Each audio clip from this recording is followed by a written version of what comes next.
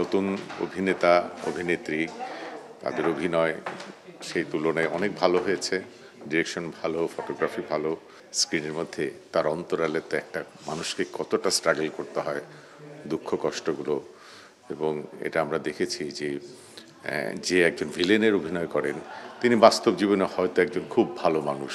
আমাদের ফিল্ম ইন্ডাস্ট্রিতে এরকম আছে, আবার অনেকে আছেন নায়ক কিন্তু বাস্তব জীবনে তিনি একজন খলনায়কের মতো। ইট ওয়াজ সো গুড।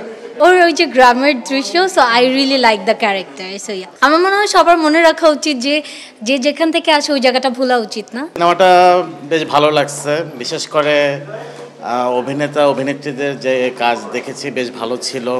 নতুন হিসাবে রিয়েলিকে আমার বেশ প্রমিসিং মনে হয়েছে। মনে হয়নি যে ও একদম নতুন কাজ করছে, পুরো একাই টেনে নিয়েছে ছবিটা।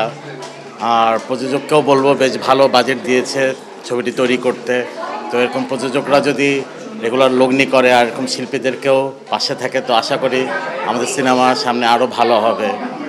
আর ডিরেক্টরিয়াল পয়েন্ট অফ ভিউ থেকে বেশ কিছু অবজারভেশন ছিল, আশা করি সেটা ভবিষ্যতে আরও ভালো কাজ পাবো একই ডিরেক্টরের কাছ থেকে। এটা মোস্ট প্রবলি ওর ফার্স্ট মুভি, সো ওটা অনুযায়ী তার পারফরমেন্স যথেষ্ট ভালো ছিল এবং মুভিটা থেকেও কিন্তু বেশ লেসন নেওয়ার মতো কিন্তু অনেক কিছুই ছিল। যে যতই গ্ল্যামার থাকুক না কেন, যতই অস্টেন্টেশিয়াস থাকুক anything, end of the day আসলে ভেতরের যে ন্যাচারাল ব্যাপারটা সেটাই সাস্টেইন করে।